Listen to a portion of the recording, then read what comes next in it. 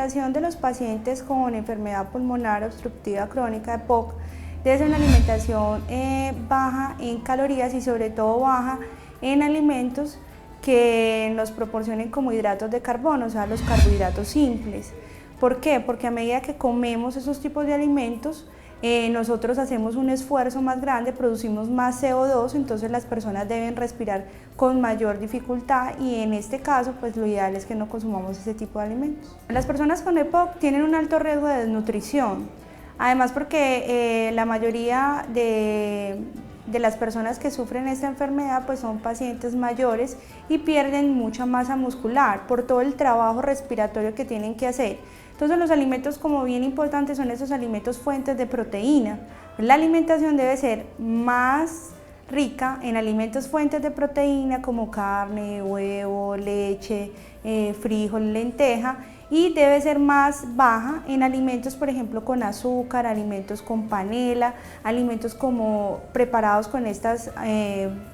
alimentos como son, por ejemplo, tortas, dulces, debe ser muy bajo, y también alimentos fritos, porque ellos son ricos en calorías. Bueno, hay que tener algo y es como en el momento o cómo se encuentra el paciente en ese momento. Entonces, si el paciente se encuentra descompensado, son pacientes que tienen mucha dificultad respiratoria, entonces deben ser preparaciones muy blandas. Deben ser preparaciones, por ejemplo, como una carne molida o como una carne de pronto en polvo o albóndigas o preparaciones muy blanditas para que le queden fácil consumirlas y masticarlas.